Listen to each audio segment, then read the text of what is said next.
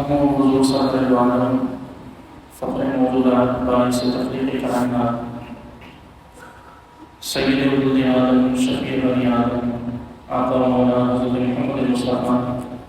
احمد مصطفیٰ صلی اللہ علیہ وسلم کی ذات بابرکات تک کہ جن کا نام نامی اسم گرامی دلوں کے اطمینان اور چین کا باعث ہے، اور درود و سلام حضور صلی اللہ علیہ وسلم کے جمیع صحابہ کرام اور اہل بیت کرام پر کہ جو اپنی ہر پریشانی میں، اپنی ہر تکلیف اور اپنے ہر دکھ میں بارگاہ رسالت میں آپ صلی اللہ علیہ وسلم میں حاضر ہو کر حضور کے چہرہ انور کی زیارت کر کے سکون پا لیا کرتے ہیں، اور درود و سلام ہو حضور اکرم علیہ السلام کی اس امت کے تمام علماء، صلحاء اور اولیاء کرام پر کہ جنہوں نے ہمارے لیے حضور اکرم صلی اللہ علیہ وسلم کے ذکر اور علیہ صلاۃ والسلام کی سیرت و کردار سے سکون اور انسیت کے حصول کا طریقہ اور سلیقہ فراہم فرمائے۔ سامعین محترم، اللہ تبارک و تعالیٰ نے انسان کو تخلیق فرما کر اسے بے پناہ نعمتوں سے نوازا ہے۔ ان نعمتوں میں سے ایک عظیم نعمت دلوں کا اطمینان اور سکون ہے۔ انسان بے سکونی کی کیفیت میں، بے اطمینانی کی کیفیت میں نہ تو عبادات کو سر انجام دے سکتا ہے، اور نہ ہی اس بے سکونی اور بے اطمینانی کی کیفیت میں انسان اپنے معاش کے حوالے سے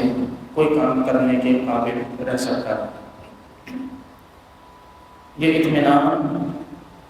اور یہ دلوں کا سکون ہی ہے کہ وہ انسان کو ہمت بھی دیتا ہے اور مشکل سے مشکل حالات میں انسان کو ثابت قدم رکھتا ہے۔ اگر زندگی سے اطمینان و سکون ختم ہو جائے، زندگی میں چین ختم ہو جائے، بے چینی، بے سکونی، بے اطمینانی کا کوئی شخص شکار ہو جائے تو وہ نہایت ہی نرم اور آرام دہ بستر پر بھی ہو کر بھی اسے نیند نہ آئے، اور اطمینان و سکون زندگی میں ہو تو پتھروں پر بھی انسان کو نیند آ جاتی ہے۔ یہ اس قدر عظیم دولت ہے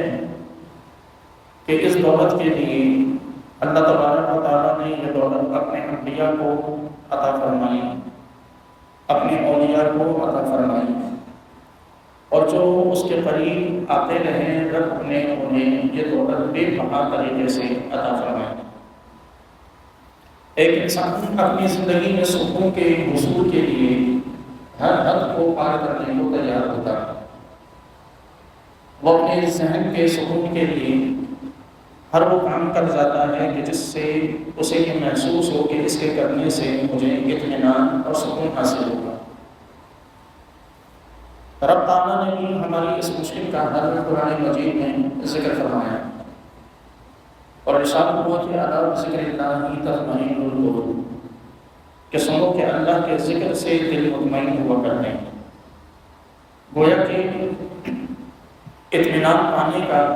اور سکون کے حاصل کرنے کا ایک ذریعہ اور وسیلہ اللہ تبارک و تعالیٰ کا ذکر ہے،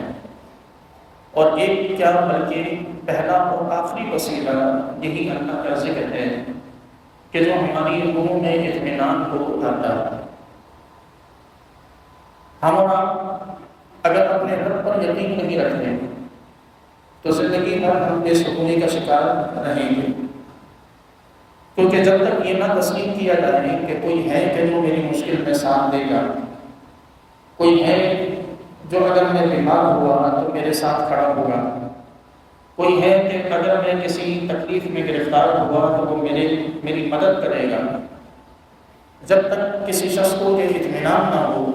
تب تک وہ سکون زندگی نہیں گزار سکتا۔ اور ہمیں اگر کسی انسان کا ایسا سہارا مل جائے کہ جو صرف اتنا کہہ دے کہ تم کرو، تم آگے بڑھو، کسی بھی نقصان کی صورت میں تمہارے پیچھے کھڑا ہوں، تو پھر انسان بڑے سے بڑے میدان کو سر کر جاتا ہے۔ صرف ایک انسان کے سہارے کہ جس نے اسے حوصلہ دیا، جس نے اس کی پیٹھ تھپتھپائی، جس نے اسے صرف یہ تسلی دی کہ کوئی پریشانی ہوئی تو میں پیچھے ہوں۔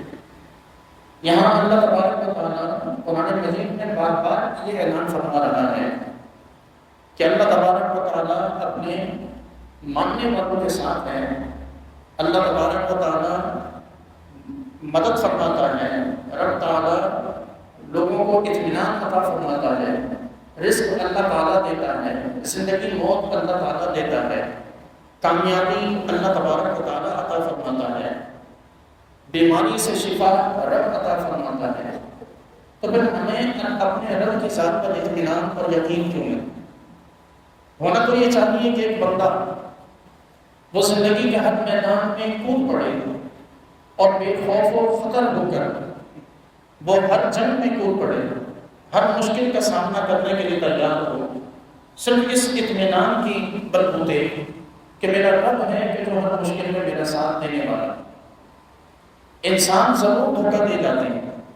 ماں باپ کو اولاد دھوکہ دے جاتی ہے، اولاد کو بسا اوقات ماں باپ اولاد کا ساتھ نہیں دے پاتے، بھائی کا ساتھ چھوڑ جاتا ہے، لیکن خدا نے جو وعدہ کر رکھا ہے وہ اپنے وعدے کے خلاف کبھی نہیں جاتا۔ اس کے وعدے سچ ہیں، اس کے وعدے اٹل ہیں۔ جب اس نے کہہ دیا کہ ان اللہ مع الصابرین، صبر کرنے والوں کے ساتھ اللہ ہے تو ہے، اب اس میں کوئی شک نہیں کہ اللہ تعالیٰ صبر کرنے والوں کے ساتھ نہیں ہو سکتا۔ اور اس کے ساتھ سے کیا مراد ہے؟ اس کے ساتھ سے یہی مراد ہے کہ وہ دلوں میں اطمینان بھی اتارے گا اور مشکلوں سے نکالے گا بھی سے۔ جب اس نے یہ وعدہ کر رکھا ہے اور اس نے یہ اعلان کر دیا کہ تم تک کوئی مصیبت پہنچنے والی نہیں ہے، ساری دنیا تمہارے خلاف کھڑی ہو جائے، تمہیں کوئی کچھ نہیں کہہ سکتا کہ مشکل کوئی بھی بندے تک آتی صرف اللہ کی مرضی سے ہی ہے۔ جب اس نے یہ اعلان کر رکھا ہے تو پھر ہماری زندگی میں یہ بے اطمینانی اور بے سکونی کس لیے؟ جب اس نے یہ اعلان کر رکھا ہے کہ مخلوق کی ساری کی ساری مخلوق کا رزق اس کے ذمے ہے، تو پھر ہماری زندگی میں یہ بے اطمینانی، بے چینی اور بے سکونی کس بات کی ہے؟ آج ہم اپنے آپ کو بالخصوص آج کے حالات میں، موجودہ حالات میں بے سکون اور بے اطمینان دیکھتے ہیں۔ ہم تھوڑی سی مشکل میں گرفتار ہو جائیں تو ہم چیخ و پکار، آہ و بکا شروع کر دیتے ہیں، اللہ کی ذات سے شکوے، اپنی تقدیر سے شکوے شروع کر دیتے ہیں۔ حالانکہ ہونا یہ چاہیے کہ بجائے شکوے کے رب سے یہ کلام کیا جائے، اللہ کی بارگاہ میں سجدہ ریز ہوا جائے، اس کی بارگاہ میں سجدہ کر کے اس سے یہ عرض کی جائے کہ پروردگار تو نے وعدہ کیا کہ صبر کرو، میں تمہارے ساتھ ہوں، میں صبر کر رہا ہوں، اب میرا ساتھ دے۔ تو نے وعدہ کیا کہ تو کبھی بھوکا نہیں سلائے گا، رزق تیرے ذمہ ہے، تو پروردگار بھوکا کو کھانا کھلا دے۔ اے پروردگار تو نے وعدہ کر رکھا ہے کہ مریضوں کو تو شفا دیتا ہے، تو میں مریض ہوں، مجھے شفا عطا فرما دے۔ ہم اس انداز میں یعنی ساری دنیا سے اپنی امیدیں توڑ کر رب سے جب امید جوڑیں گے، رب سے جب ہم اپنی امیدوں کا تعلق جوڑیں گے، جب ہم اپنا یقین اللہ کی بارگاہ میں ظاہر کریں گے کہ ہمارا یقین ہے کہ پروردگار تو ہی ہے کہ جو مشکلوں سے نکال سکتا ہے، تو ہی ہے جو شفا دے سکتا ہے، تو ہی ہے کہ جو اس دکھ سے، کسی تکلیف سے نجات دے سکتا ہے، تو اللہ تبارک و تعالیٰ حضور فرماتے ہیں کہ اللہ اپنے بندے کی امید کے مطابق عمل فرماتا ہے۔ بندہ جیسا سوچتا ہے اللہ تبارک و تعالیٰ اس کی سوچ کے مطابق اس کے ساتھ معاملہ فرماتا ہے۔ ایک بندے نے یہ سوچ لیا کہ میرا رب مدد نہیں کرے گا، رب نہیں فرماتا کہ اس بندے کو رب سے امید ہی ہے۔ ایک بندے نے یہ سوچا ہوا ہے، اسے یقین ہے کہ رب مدد کرے گا، تو پھر رب ضرور مدد فرماتا ہے۔ لیکن ضرورت اس بات کی ہے کہ ہم اپنے رب سے اپنا وہ امید کا تعلق اور اپنے رب سے اپنا وہ جو ہمارا یقین کا تعلق ہے، ہم اس یقین کے تعلق کو مزید پختہ سے پختہ کریں، تاکہ رب تعالیٰ ہر مشکل میں، ہر آفت میں، ہر مصیبت میں اللہ تبارک و تعالیٰ ہمارا ساتھ ہے۔ اور پھر یہ یاد رکھیں کہ اللہ تبارک و تعالیٰ جب کبھی کسی شخص کی مدد فرماتا ہے تو اسباب اور وسائل تو وہ ہی دنیا میں اختیار فرماتا ہے۔ کبھی کسی کی مدد کے لیے کسی انسان کو لگا دیتا ہے، کبھی کسی کو کسی مشکل سے نجات دینے کے لیے اللہ تعالیٰ کسی کو وسیلہ اور ذریعہ بنا دیتا ہے۔ یہ سارے وسیلے اور ذریعے ہیں، یہ ذرائع ہیں، یہ سارے وسائل ہیں کہ جو اللہ تبارک و تعالیٰ نے ہمارے لیے مقرر فرمائے ہیں۔ یہ مخلوقات ایک دوسرے کے تعاون کے لیے بنائی گئی، اسی لیے اللہ نے قرآن میں فرمایا کہ وتعاونوا علی البر والتقوی، کہ نیکی کے کاموں میں ایک دوسرے کی مدد کرو، ایک دوسرے کے ساتھ تعاون کرو۔ تو وسائل اور ذرائع ہم نے ایک دوسرے کے لیے بننا ہے،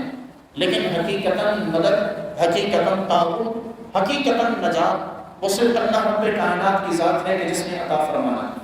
تو اس لیے آج کا پیغام بس یہی ہے کہ اپنے کسی بھی مشکل میں جب گرفتار ہوں، کسی بھی آفت میں جب گرفتار ہوں تو مایوس نہ ہوں، اور یہ یقین رکھیں کہ اللہ تعالیٰ نے قرآن میں فرمایا کہ لا تقنطوا من رحمت اللہ کی رحمت سے مایوس نہ ہوں۔ مایوسی کسی بھی مسئلے کا کوئی حل نہیں، مایوسی ہماری کسی بھی آفت کا کوئی حل نہیں۔ ہم بیمار ہیں، پریشان ہیں، معاشی طور پر تنگ دستی کے شکار ہیں، مایوس ہو کر کیا کریں گے کہ جو کچھ ہمارے پاس ہے وہ بھی ضائع کر بیٹھے ہیں، جو اطمینان ہے وہ بھی ضائع ہو جائے۔ لیکن اس مایوسی کے بجائے اگر یقین رب کی ذات پر ہو، سجدوں میں شدت آ جائے، آنکھوں سے آنسو بہنے لگیں، اللہ سے سوال میں شدت آ جائے، رب سے مانگنے میں شدت آ جائے، تو یقیناً اللہ تعالیٰ نے پھر اس سے ہمیں نکال دینا۔ خالق کائنات سے دعا ہے کہ پروردگار ہم سب کو عمل کی توفیق مرحمت فرمائے۔